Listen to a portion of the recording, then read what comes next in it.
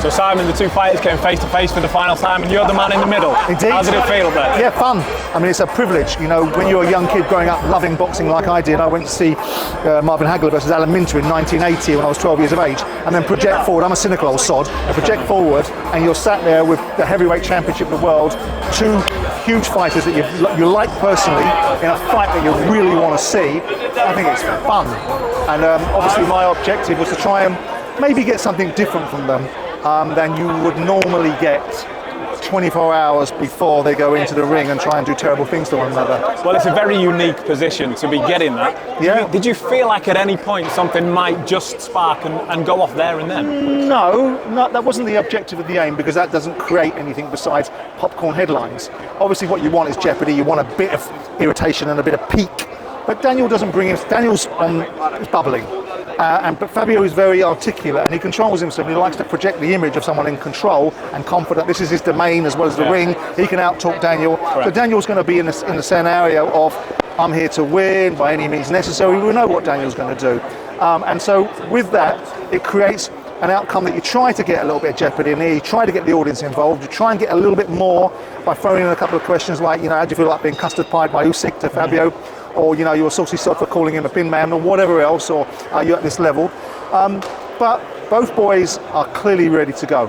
And if the intensity that Daniel shows in this particular face-off, the last one before they get in the ring and fight one another, is matched by the intensity that he needs to have tomorrow night, we have a fight on our hands, which I think we've got anyway, but we have perhaps the same Daniel Dubois that came in against Anthony Joshua, and maybe not the same one that went in against Alexander Usyk, which wasn't the same person, I don't believe.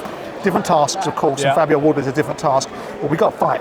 We got a proper fight. Were you surprised in the polls? You pulled a couple of polls up on the screen, and Fabio slightly edges the who's going to win fan poll, but then who's the biggest hitter? Daniel's miles ahead of him. Yeah, well, obviously people think that he's not going to land, so it doesn't matter how much power he carries, which is strange, because Fabio, as I said to him, with respect, and excuse the terminology, hangs his chin out, got hit by Justice Hooney repeatedly and by Joseph Parker, which goes with the territory.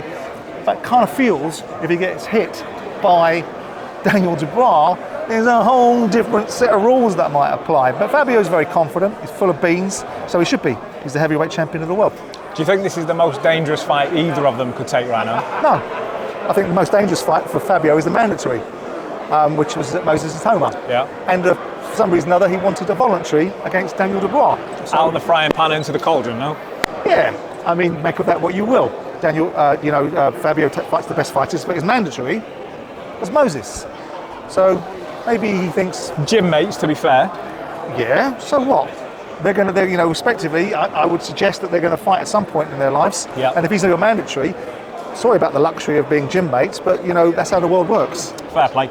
Final question, Simon. Could I put you on the spot? Do you think you know which way this is? No. Do you have an opinion on this? No, I would like to have asked a couple more questions, but your boss censored me. What would you have asked? I've got to ask now. We can't say that. I wanted to probe more into the psyche of Daniel, but there's a feeling that wouldn't be a positive thing to do. But no, I'm normally very happy to tip people and get it completely fucking wrong. But in this instance, I'm going to steer away from it because I can't pick it. I think that there's a question about whether Fabio Wardley can take real power. There's no evidence of that right now because he's never been in on the end of it. Heavyweights hit big. They don't need me to tell people that because people know that. Boxing people know that. But no one he's fought yet, I think, hits as heavy as Daniel Dubois. There are technically better fighters. I think Justice Hooney, Fabio's right. Justice Hooney might be a technically better fighter than Daniel Dubois. But he don't hit like Daniel Dubois. Yeah. And if Fabio puts himself in a position where he can really get hit by Daniel Dubois, then the question will unfold in front of my eyes. If Fabio can take Daniel Dubois' power early in this fight, then you'd have to go with Fabio because the momentum's with him, the belief's with him, the perception of Daniel not really wanting some fights when they get ugly, I think it's unkind and unfair because when he went down on his knee against Usyk, and when he went down against Joe Joyce, both fights, the Joe Joyce fight I was at, one was because he had an orbital and that narrative succeeded him as a quitter, but no one called Zudo Ramirez a quitter on the weekend when Zudo took the knee twice against Benavidez. So I think it's unfair, but that's how people they get labelled and it's easy to pick at them. Fabio thinks he drags him into deep water, he's going to come undone when it goes on top. I'm not so sure, but I'm damn sure I'm looking forward to seeing it. Simon, thank you very much. We look forward to seeing you on Saturday. All right, thank you.